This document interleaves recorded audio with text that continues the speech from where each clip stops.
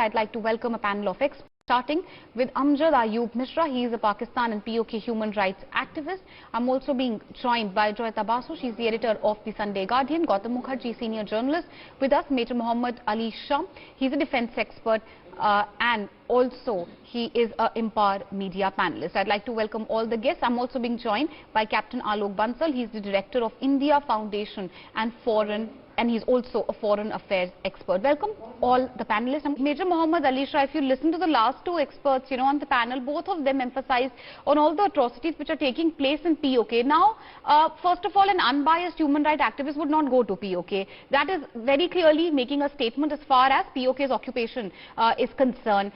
Secondly, she chooses to stay mum on all the atrocities which are taking place in POK and very unnecessarily raises the issue of Kashmir, her bias, her hatred towards India and the propaganda, which human rights activists, so-called activists like her have been asked to propagate, today has been exposed totally. Would you agree with that line of thought? Of course, Meenakshi, very much I would agree with that line of thought. And when you talk about human rights, why is it that no one talks about the human rights of soldiers? Aren't soldiers also humans? They have their families, so many atrocities on them, so many cases of stone pelting, they've been wounded, they've been killed, they are losing their limbs, they've been crippled. No one talks about the human rights of soldiers. Secondly, Ms. Omar, well, when she had gone there, the US cannot afford to get India angry on them because US needs India today a lot.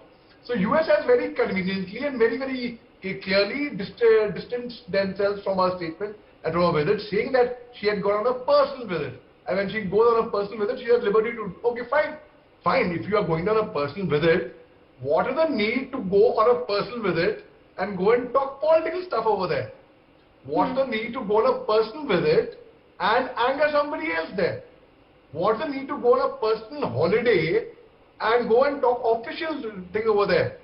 She went and met Imran Khan, the former Prime Minister of Pakistan, in his residence. I mean, and that's when she angered everyone as it is. She went and met Shahbaz Sharif.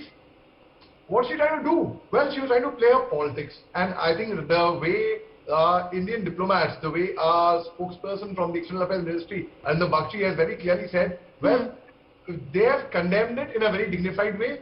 Let me tell you, she's only trying to... I want to take your thought forward. You rightly said that the US has, distanced itself from such a statement. But Major Mohommed Ali Shah, I'm sure you've seen this video. Video has been going viral where a young boy, if I'm correct, 8-9-year-old boy is being dragged, is being arrested by the police in New York, allegedly over stealing a packet of chips. There are such gross human rights violations which are happening inside of the US. Perhaps these so-called activists should look inwards before talking of Kashmir and other issues.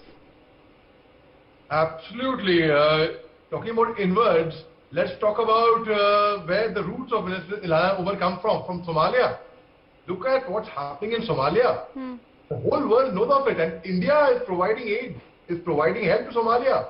There are so many brother officers of mine who have gone there on the UN peacekeeping mission from the Indian Army to Somalia, who are stationed there right now, who are deployed there.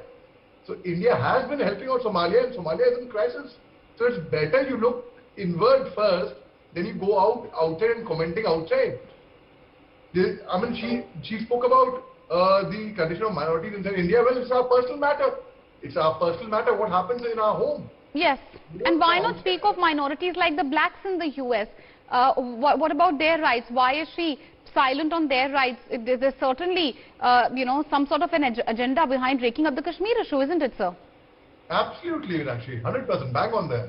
And I thank all the experts for joining us on NewsX.